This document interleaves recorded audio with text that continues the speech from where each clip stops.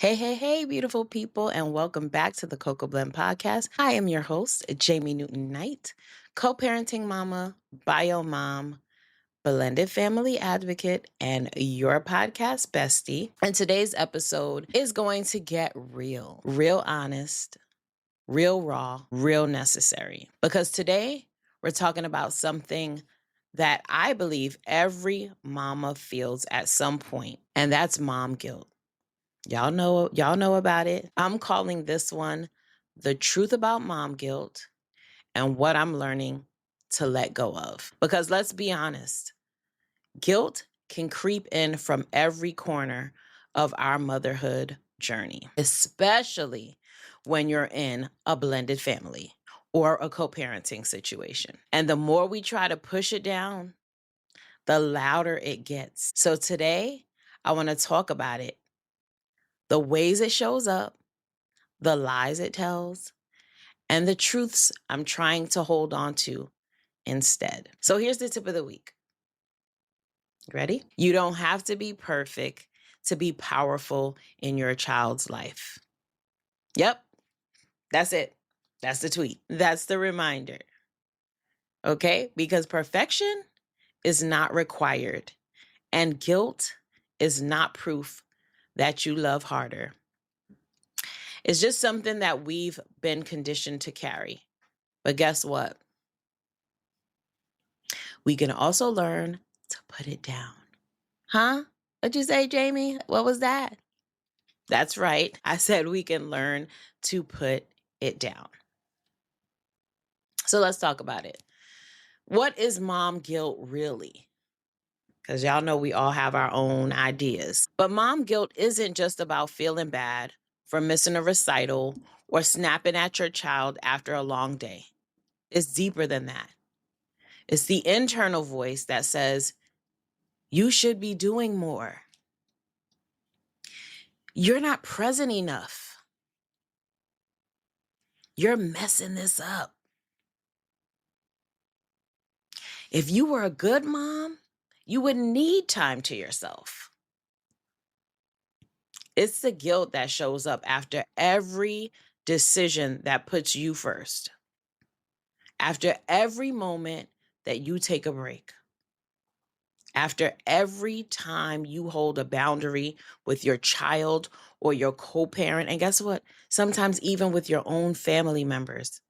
And when you're a mom in a blended family, it's layered. There's guilt about how your child is adjusting to the new dynamics. That's a big one. Whether you're giving enough attention to each child, if you're too close to the bonus parent or the co-parent, if you're not doing enough to make everyone feel whole. Y'all, it's heavy. But we're not meant to carry it forever. So let me share a little bit of my personal experience and how mom guilt showed up for me. When I first started co-parenting, I had this unspoken belief that I had to overcompensate. Yes, I did. I felt like I had to prove that I was doing enough, that I was still the good parent, that I could manage it all, especially when I had an inconsistent co-parent. And because of that pressure, I said yes to things that I should have said no to, and I ran myself into the ground. I avoided help because I thought asking for help or asking for support made me less capable. And my all-time favorite, if you want something done and done right, do it yourself. So I wanted to do it myself. But here's what I learned. Guilt will lie to you. It will tell you that you're doing what's healthy, that when you're doing what's healthy, it's selfish, that resting is lazy, that having boundaries is cold, but it's not. Those are the very things that make you stronger and more emotionally available for your children. So let's talk about what I'm learning to let go of. And here are just a few of the lies that I'm actively working to release. Tell me if any of these lies apply to you too. So, number one, that I have to show up the same way every day. Some days I have more to give, other days I don't, and both are okay. Number two, that being a good mom means doing everything myself. Nope. Delegating is not failing. It's wise, actually. It models teamwork.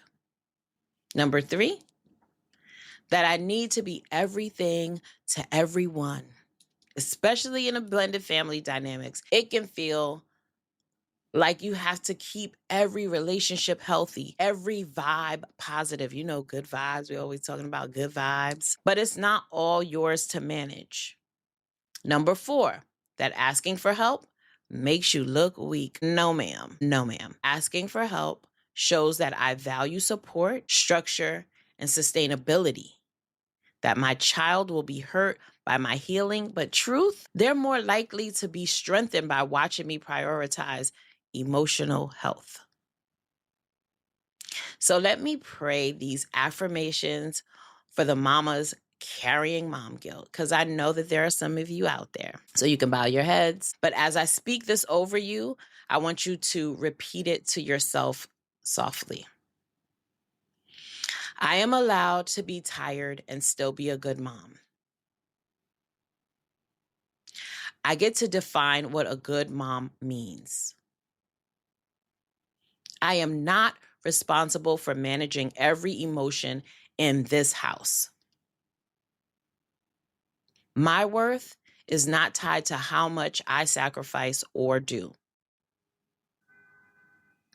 I am raising my child with love, not guilt. I deserve joy, rest, and support. Amen. So listen, y'all, if this episode resonates with you, I want to challenge you to ask, where am I carrying guilt that doesn't belong to me? And what would it look like to let some of that go this week? So whether you're a single mom, bio mom, bonus mom, full-time parent, part-time parent, or somewhere in between, you're doing better than you think.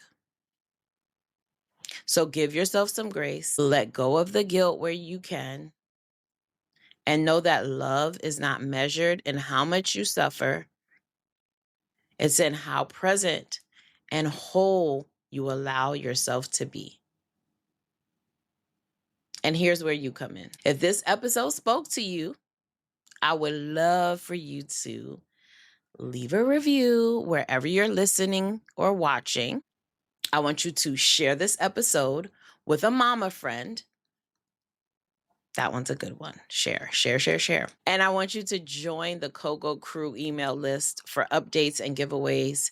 The details should be in the show notes. And let me know what you're letting go of this week. I would really, really love to hear like real personal information. Email me, DM me, shoot me a DM, tag me on Instagram at Blended Black Family. I want to celebrate your growth with you.